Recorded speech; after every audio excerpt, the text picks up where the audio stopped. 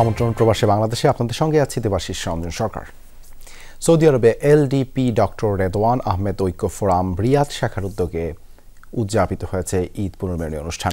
রাজধানী রিয়াদের মেডিনোফা মেডিকেল কমপ্লেক্সে হল রুমে এই অনুষ্ঠানের আয়োজন করা হয়। শাহিন আলমের পরিচালনায় অনুষ্ঠানে সভাপতিত্ব করেন গাজী। প্রধান অতিথি হিসেবে ভার্চুয়ালি যুক্ত ছিলেন এলডিপির মহাসচিব ডক্টর রেদওয়ান আহমেদ। প্রধান বক্তা ছিলেন মোহাম্মদ জামাল হোসেন। বিশেষ অতিথি ছিলেন কেফায়েতুল্লাহ খান, ইয়াসিন আরাফাত, বোরহান আবুল বাশার প্রমুখ। প্রবাসী বাংলাদেশের রাজনৈতিক ও সাংস্কৃতিক বন্ধন চর্চা করতে এই ধরনের আয়োজন অব্যাহত রাখার আহ্বান জানায় প্রবাসী বাংলাদেশিরা।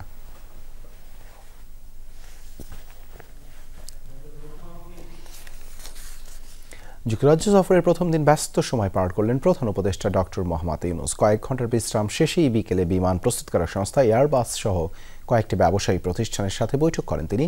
সন্ধ্যায় বৈঠক করেছেন বাংলাদেশ বিষয়ক অল পার্টি পার্লামেন্টারি গ্রুপের সাথে। সবশেষে প্রধান উপদেষ্টার সঙ্গে সাক্ষাৎ করেন কমনওয়েলথের সেক্রেটারি জেনারেল। পরে প্রধান উপদেষ্টার প্রেস সচিব জানান, আগামী 13 জুন সকালে বৈঠক হবে বিএনপির ভারপ্রাপ্ত চেয়ারম্যান তারেক রহমানের সঙ্গে। লন্ডনে পৌঁছে বিকেল 5টায় বিমান প্রস্তুতকারক সংস্থা এয়ারবাস সহ কয়েকটি ব্যবসায়ী প্রতিষ্ঠানের সাথে বৈঠক করেন অন্তর্বর্তীকালীন সরকারের প্রধান উপদেষ্টা ডক্টর মোহাম্মদ ইউনূস। সন্ধ্যা 7টায় বাংলাদেশ বিষয়ক অল পার্টি পার্লামেন্ট গ্রুপের সাথে বৈঠক করেন তিনি। এই গ্রুপের নেতৃত্ব দেন বাংলাদেশি বংশোদ্ভূত ব্রিটিশ এমপি আফসানা বেগম। বৈঠক শেষে প্রধান উপদেষ্টার প্রেস সচিব শফিকুল আলম জানান, 1 ঘণ্টার বেশি আলোচনায় উঠে আসে বাংলাদেশের রাজনৈতিক পরিস্থিতি সহ সরকারের 10 মাসের অর্জনের বিষয়টি। তাদের একটা অল পার্টি পার্লামেন্টারি গ্রুপ এসেছিলেন প্রফেসর ইউনূসের সাথে দেখা করতে। সেখানেও 1 ঘণ্টারও বেশি পারস্পরিক মিউচুয়াল ইন্টারেস্টের জায়গায় যেগুলো আছে সেগুলো নিয়ে আলাপ হয়েছে। রোহিঙ্গা ইস্যু খুব প্রমিনেন্স পেয়েছে। এই সাথে বাংলাদেশের পলিটিক্যাল ইস্যুগুলো এসছে, বিশেষ করে ডেমোক্রেটিক ট্রানজিশনে আমরা এই রিফর্ম কমিশনগুলো কি করা হচ্ছে এবং রিফর্ম কমিশনের বাইরে অন্যান্য এখন কি মানে কবে জুলাই চার্টার হবে সেগুলো নিয়ে আলাপ হয়েছে। এরপর ডক্টর ইউনূসের সঙ্গে তার হোটেলে দেখা করতে আসেন কমনওয়েলথের সেক্রেটারি জেনারেল শার্লি বোচুয়ে। তাদের মধ্যে দ্বিপাক্ষিক নানা বিষয়ে কথা হয়।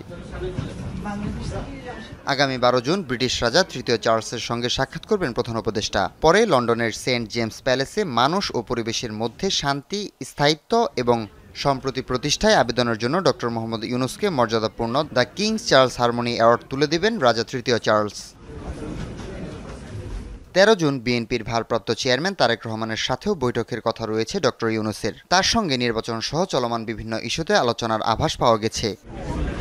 সফরে যুক্তরাষ্ট্রের পররাষ্ট্র সচিব, সিনিয়র মন্ত্রী, রাজনৈতিক নেতা এবং যুক্তরাজ্যের নীতি ও ব্যবসায়িক সম্প্রদায়ের প্রভাবশালী ব্যক্তিদের সাথে সাক্ষাৎ করবেন প্রধান উপদেষ্টা। আলোচনা হবে বৈশ্বিক ও আঞ্চলিক বিষয়ে। পাশাপাশি সাবেক প্রধানমন্ত্রী শেখ হাসিনা সরকারের সময় যুক্তরাজ্যে পাচার হওয়া অর্থ শনাক্ত ও পুনরুদ্ধারের বিষয়েও। এর আগে সোমবার সন্ধ্যায় 4 দিনের সরকারি সফরে যুক্তরাজ্যের উদ্দেশ্যে ঢাকা ছাড়েন প্রধান উপদেষ্টা ডক্টর মোহাম্মদ ইউনূস। মঙ্গলবার স্থানীয় সময় সকাল 7টা 5 মিনিটে লন্ডনের হিথ্রো বিমানবন্দরে পৌঁছান প্রধান উপদেষ্টা। এ সময় তাকে অভ্যর্থনা জানান লন্ডনে বাংলাদেশের হাইকমিশনার। সকল কার্যক্রম শেষে আগামী 14 জুন দেশে ফিরবেন প্রধান উপদেষ্টা ডক্টর মোহাম্মদ ইউনূস। হাসিবুল করিম বিজয়, যমুনা নিউজ, ঢাকা।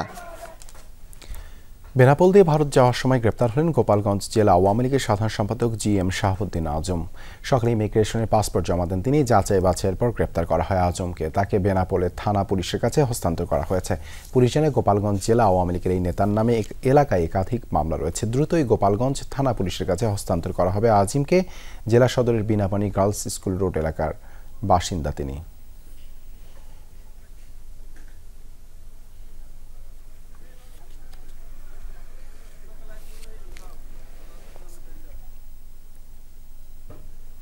মেঘালয়ে হানিমুনে গিয়ে স্ত্রীর হাতে স্বামীর খুনের ঘটনায় ভারত জুড়ে চলছে তোলপাড়। স্ত্রীর অবৈধ প্রেমের বলি হতে হয়েছে স্বামী রাজা রঘুবংশীকে। পুলিশের প্রাথমিক তদন্তে বেরিয়ে এসেছে এই তথ্য। রোমহর্ষক এই হত্যাকাণ্ডে জড়িত প্রত্যেকেই এখন পুলিশের হেফাজতে। পারিবারিকভাবেই 4 হাত এক হয়েছিল রাজা ও সোনম রঘুবংশীর। ইন্দোরের বাসিন্দা এই নবদম্পতি মধুচন্দ্রিমার জন্য বেছে নিয়েছিলেন ভারতের উত্তর পূর্বের মেঘের রাজ্য মেঘালয়কে। তবে হানিমুনে গিয়ে নৃশংসভাবে খুন হন রাজা রঘুবংশী। গেল ২০ মে স্ত্রীকে নিয়ে মেঘালয়ের উদ্দেশ্যে পাড়ি দেন রাজা। ২৩ মে তারা পৌঁছান চেরাপুঞ্জিতে। সেদিন থেকেই নিখোঁজ ইন্দোরের ব্যবসায়ী রাজা। ১১ দিন পর ২ জুন রাজার মরদেহ উদ্ধার হয় সোহরার একটি খাদের নিচ থেকে। রাজার দেহ উদ্ধার হলেও তার স্ত্রী সোনম যেন কর্পূরের মতো উবে গিয়েছিলেন। তার সন্ধানে বিভিন্ন জায়গায় শুরু হয় তল্লাশি। ১৭ দিন পর রাজার মৃত্যু রহস্য সম্পূর্ণ অন্যদিকে মোড় নেয়। রাজাকে খুনের দায় স্বীকার করে উত্তরপ্রদেশে আত্মসমর্পণ করেন স্ত্রী সোনম। একে একে বেরিয়ে আসে চাঞ্চল্যকর সব তথ্য। পুরনো প্রেমিক রাজ কুশওয়াহার যোগসাজশে সোনম এত বড় কাণ্ড ঘটিয়েছেন বলে জানিয়েছে পুলিশ। ৩ ভাড়াটে খুনিকেও নিয়োগ দিয়েছিল প্রেমিক যুগল। প্রথমে রাজার মরদেহ খুঁজে বের করেছি। একে একে 4 জন সন্দেহভাজনকে আটক করা হয়েছে। সোনম এবং রাজের মাঝে যোগাযোগ আছে তার প্রমাণ পেয়েছি। দ্রুত তদন্ত শেষ করা হবে। রাজা পুলিশের দুর্ধর্ষ অভিযানে আটক করা হয় সোনমের প্রেমিক রাজ কুশওয়াহাকে। মধ্য ও উত্তরপ্রদেশের বিভিন্ন জায়গা থেকে আটক করা হয় 3 ভাড়াটে খুনিকেও। তাসরিয়ান সোবহান, যমুনা নিউজ। পবিত্র হজ পালন শেষে দেশে ফিরতে শুরু করেছেন হাজিরা। মঙ্গলবার দুপুরের প্রথম ফ্লাইটে ফেরেন ৩৭৪ জন। এদিন মোট 12টি হজ ফ্লাইট এবং নিয়মিত ফ্লাইট মিলিয়ে দেশে ফেরার কথা ৪,৯০৪ জনের। সুষ্ঠু ব্যবস্থাপনা নিয়ে সন্তুষ্টির কথা জানান হাজিরা। ৮ জুন জামারায় শয়তানকে পাথর নিক্ষেপের মধ্য দিয়ে শেষ হয়েছে হজের আনুষ্ঠানিকতা। এবার দেশে ফেরার পালা। মঙ্গলবার দুপুরে ছিল হাজিদের প্রথম ফিরতি ফ্লাইট। ফ্লাইনাস এয়ারলাইন্সের একটি ফ্লাইটে দেশে পৌঁছান ৩৭৪ জন। তাদের স্বাগত জানায় বিমানবন্দর কর্তৃপক্ষ।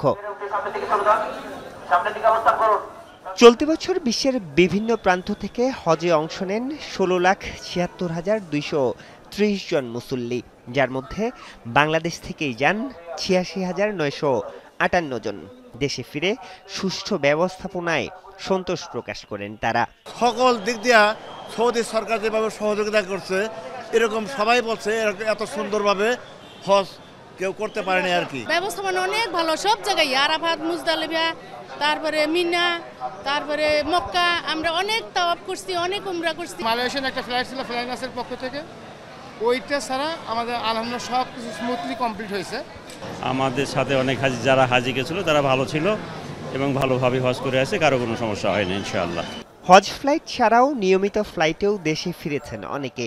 দেশ ও মুসলিম উম্মার শান্তি কামনায় দোয়া করেছেন হাজিরা।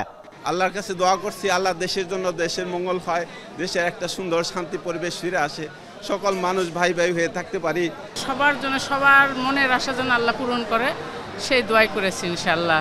আল্লাহ তাআলা সমস্ত মুসলিম উম্মাকে আসার তৌফিক দান করুক যারা আসতে পারে নাই।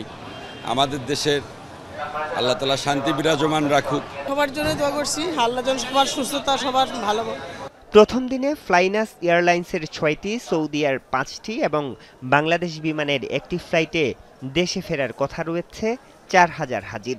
তাদেরকে গাইডেড প্রক্রিয়ায় ইমিগ্রেশন সম্পন্ন করে এবং কাস্টমসের জন্য নির্ধারিত গ্রিন চ্যানেল 2 মেনটেন করে তাদেরকে নিয়ে আসা হচ্ছে এবং আপনাদের এই ঠিক পাশে এখান থেকেই জমজমের পানি সার্কুলেট করা হচ্ছে। চলতি বছর ১৯ বাংলাদেশি মৃত্যুবরণ করেন সৌদি আরবে। চলতি হজ মৌসুমে ৪৩৬টি ভুয়া এজেন্সি বন্ধ করে দিয়েছে সৌদি আরবের স্বরাষ্ট্র মন্ত্রণালয়, আর ৪৬২ জনকে আইন ভঙ্গ করায় গ্রেফতার করা হয়েছে। এবার ফিরতি হজ ফ্লাইট শেষ হবে আগামী ১০ জুলাই। আরিফুর রহমান সবুজ, যমুনা নিউজ, ঢাকা। করিডোর ইস্যুতে সরকারের দায়িত্বশীলদের ভিন্ন ভিন্ন বক্তব্য বিভ্রান্তি তৈরি করেছে বলে মনে করেন বিশ্লেষকরা। কারো কারো মত, প্রধান উপদেষ্টার সবশেষ বক্তব্যেও বিষয়টি পুরোপুরি পরিষ্কার হয়নি। সাধারণ মানুষ ও রাজনৈতিক দলগুলোকে আস্থায় আনতে বিষয়টি স্পষ্ট করা উচিত। রোহিঙ্গা সংকট সমাধানে সরকারের কোনো উদ্যোগ থাকলে তাও প্রকাশ করা উচিত। রোহিঙ্গা সংকট বাংলাদেশের অন্যতম বড় গলার কাটা। রাখাইনে বিদ্রোহীদের শক্ত অবস্থান তা আরও বাড়িয়েছে। রাজপথ থেকে গণমাধ্যমের আলোচনার টেবিলেও বিতর্কের ঝড় তুলেছে মানবিক করিডোর। পক্ষে বিপক্ষে ভূ রাজনীতির সমীকরণ নিয়ে চলছে চুলচেরা বিশ্লেষণ। সরকারের পররাষ্ট্র উপদেষ্টা, প্রেস সেক্রেটারি, জাতিসংঘের প্রতিনিধি সহ দায়িত্বশীলদের বক্তব্যের পর তা আরও ডালপালা ছড়িয়েছে। সবশেষ প্রধান উপদেষ্টা জানালেন করিডোর নিয়ে অপপ্রচার চলছে।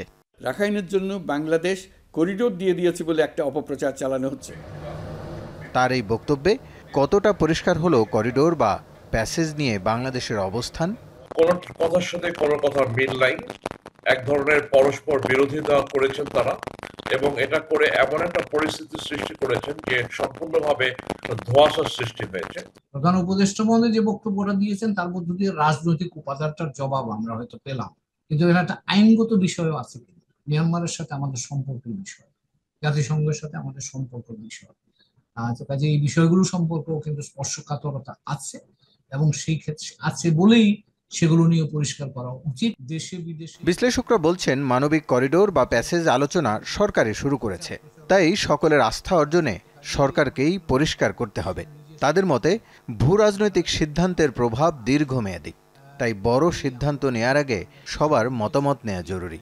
এখন কেউ যদি মনে করেন যে এই সরকারটা কেয়ারটেকার গভর্নমেন্টের মতো শুধুমাত্র 3 মাসে এসে নির্বাচন আয়োজনের জন্যই তারা আছেন, তাহলে আমার ধারণা এখানে বোধহয় একটু ব্যাখ্যাগত সমস্যা থাকতে পারে।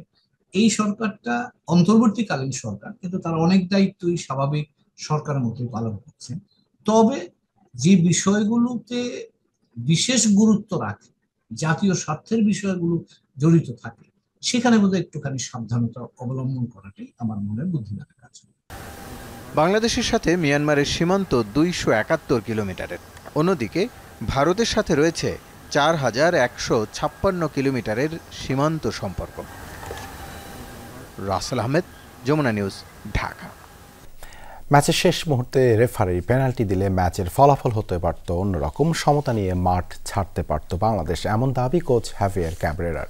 তবে বিরতির আগে ও পরে ফুটবলারদের প্রাণশক্তি হারিয়ে ফেলাকে ম্যাচ হারের কারণ হিসেবে দেখছেন তিনি। হামজা, সমিত, ফাহমিদুলদের পারফরমেন্সেও সন্তুষ্ট এই স্প্যানিয়ার্ড। ম্যাচের শুরুতে লড়াইটা সমানে সমানে হলেও বিরতির আগে ও পরের 10 মিনিটে পাল্টে যায় দৃশ্যপট। পরপর 2 গোল হজম করে ম্যাচ থেকে এক প্রকার ছিটকে যায় বাংলাদেশ। যদিও রাকিবের গোল ম্যাচে ফেরার রসদ জোগালেও শেষটা ছিল হতাশার। সুযোগ মিসের সঙ্গে ফুটবলারদের খেই হারানোকেই পরাজয়ের কারণ হিসেবে দেখছেন কোচ হ্যাভিয়ার ক্যাব্রেরা। এই ফল প্রত্যাশা করিনি আমরা। ম্যাচের শুরুতে খুবই প্রাণশক্তিতে ভরপুর হয়ে উপরে প্রেসিং করে খেলছিলাম, এরপর প্রাণশক্তি হারিয়ে চাপে পড়ে গেলাম। আমি মনে করি দ্বিতীয়ার্ধের খেলা নিয়ে আমাদের গর্বিত হওয়া উচিত। আমরা সাহসী ছিলাম, সুযোগ তৈরি করছিলাম, তবে ফল নিয়ে আমি হতাশ। ম্যাচের অন্তিম মুহূর্তে ডি বক্সে ফয়সাল আহমেদ ফাহিমকে ফাউল করেন সিঙ্গাপুরের ডিফেন্ডার ইরফান নাজিব। পেনাল্টির আবেদন করলেও মন গলেনি রেফারির। সিদ্ধান্তকে বিতর্কিত মনে করে হতাশা প্রকাশ করেছেন অনেক সমর্থক। এ নিয়ে ধোঁয়াশায় খোদ কোচ ক্যাব্রেরাও। বিষয়টা আমাকে আবারও দেখতে হবে, যদিও আমি দেখিনি, তবে আমার কাছে মনে হয় এটা পরিষ্কার পেনাল্টি। ওই সময়ে আমরা যেভাবে খেলছিলাম, পুরোদমে আক্রমণ করছিলাম, আমি যদি ভুল না ভেবে থাকি 2-2 হতে পারত ওই সিদ্ধান্ত পক্ষে এলে। মিডফিল্ড থেকে কখনো সেন্টার ব্যাক, কখনো অ্যাটাকিং মিডফিল্ডে এসে গোলের সুযোগ তৈরি করা হামজা চৌধুরী মন জয় করেছেন সিঙ্গাপুরের বিপক্ষেও। তবে অভিষেক কি রাঙাতে পারলেন সমিত সোম? ভারত আমাদের খেলার জায়গা করে দিয়েছিল, কিন্তু এই ম্যাচের পরিস্থিতি ছিল ভিন্ন। হয়তো সে কারণে হামজার জন্য কাজগুলো কঠিন ছিল, তবে সে এনার্জেটিক ছিল। সমিত প্রথমার্ধে একটু অস্বচ্ছন্দ ছিল, কিন্তু আমি মনে করি তারা ভালো খেলেছে। ফাহমিদুল তার সেরা চেষ্টা করেছে। মুজরাবিন তারেক, যমুনা স্পোর্টস, ঢাকা।